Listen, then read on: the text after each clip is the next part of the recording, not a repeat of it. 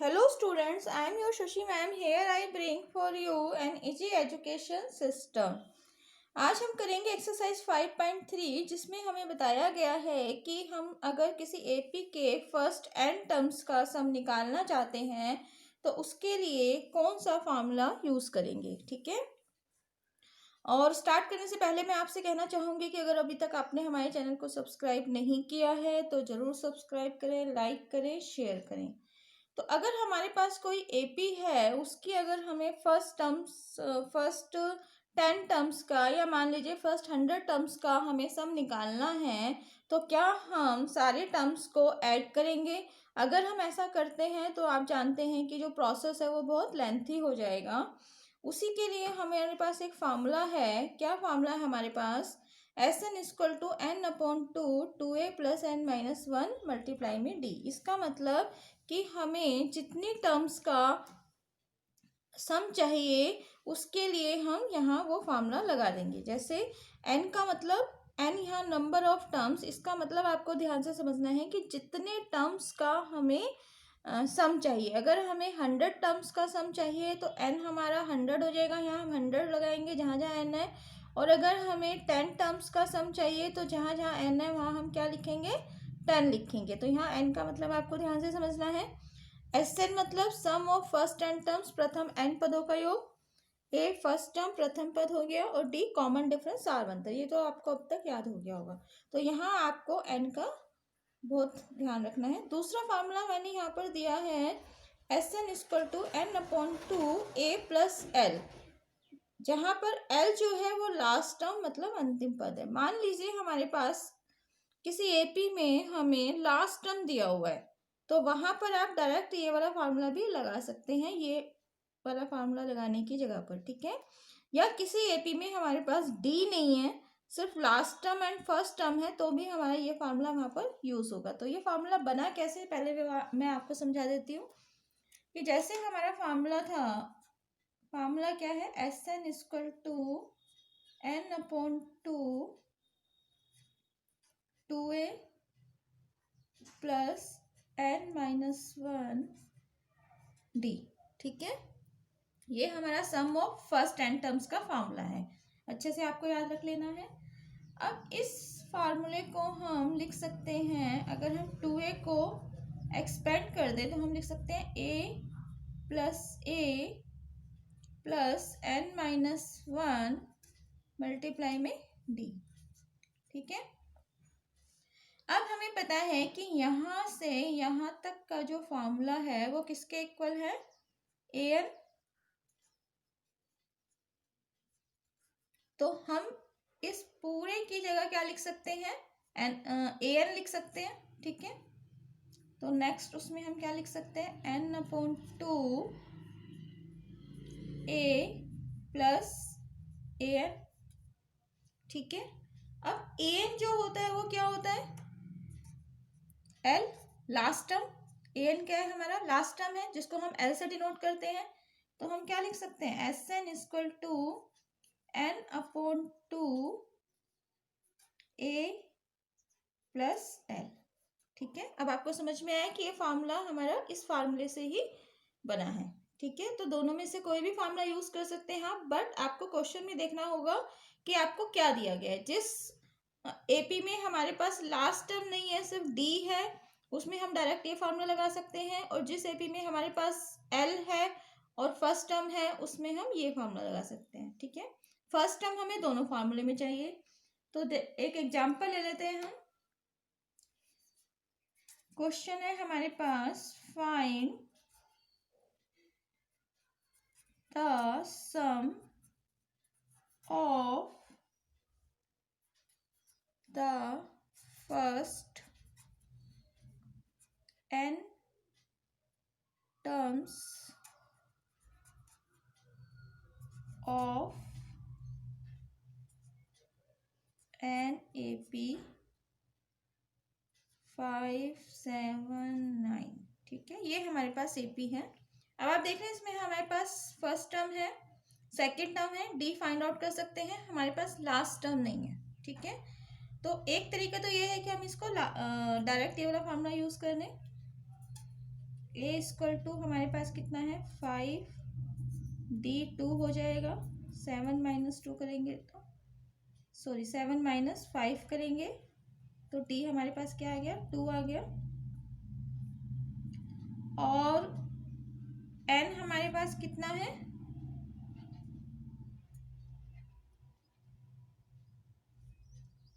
यहाँ पर हम एन टर्म्स की जगह एक्चुअली 24 टर्म्स ले लेते हैं। ठीक है, तो एन हमारे पास कितना हो जाएगा 24 टर्म्स। ठीक है,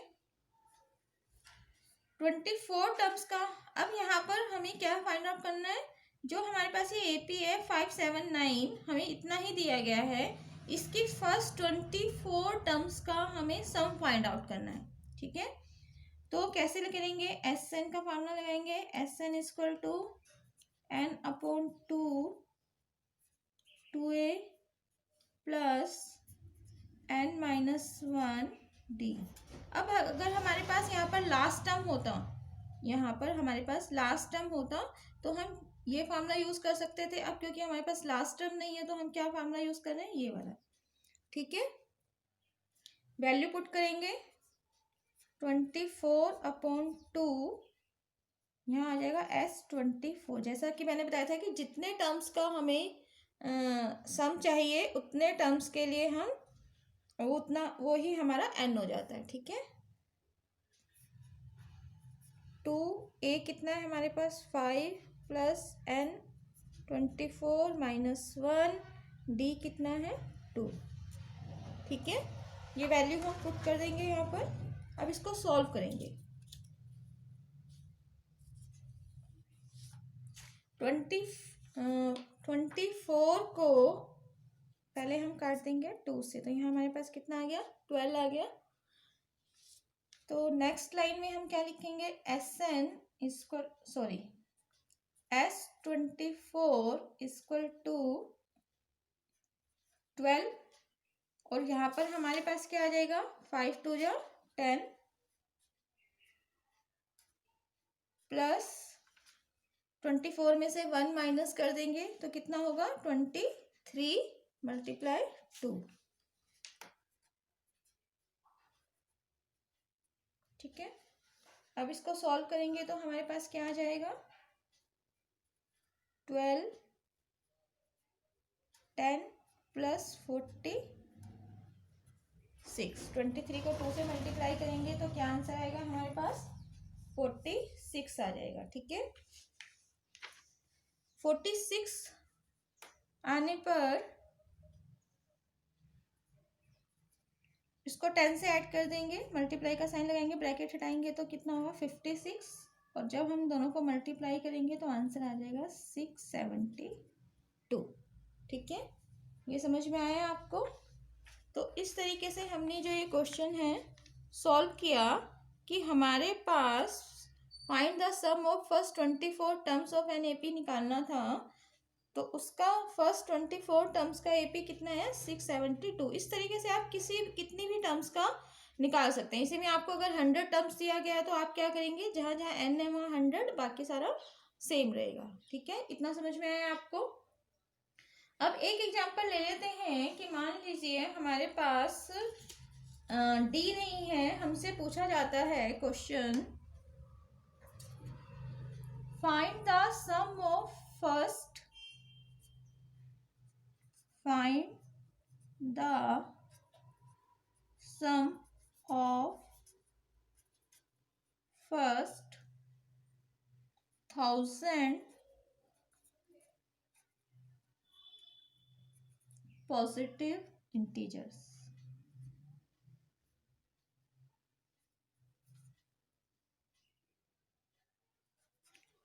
अब हमसे यहाँ पर फर्स्ट 1000 पॉजिटिव इंटीजर्स कहा गया है, तो फर्स्ट 1000 पॉजिटिव इंटीजर्स हमारे कहाँ से स्टार्ट होंगे, फर्स्ट टर्म ए होगी, फर्स्ट टर्म हमारी 1 होगी, 1 से स्टार्ट होंगे पॉजिटिव इंटीजर, 2 3 इस तरीके से, और क्योंकि फर्स्ट 1000 है तो लास्ट टर्म हमारे पास क्या है 1000 है। अब हमारे पास दो ऑप्शन है कि हम चाहे तो ये वाला फार्मूला यूज़ कर सकते हैं क्योंकि हम इसमें डी फाइंड आउट कर सकते हैं, कोई प्रॉब्लम नहीं है। और चाहे तो हम ये वाला फार्मूला यूज़ कर सकते हैं क्योंकि हमारे पास यहाँ पर लास्ट टर्म आ गई, तो ये ज़्यादा इजी होगा करना क्योंकि इसमें कैलकुलेशन कम है। तो हम कैसे करेंगे इसको देखते हैं। ए हमारे पास हमें यहाँ पर क्या चाहिए, एन चाहिए, ए चाहिए और एल चाहिए, तीन चीज़ें चाहिए।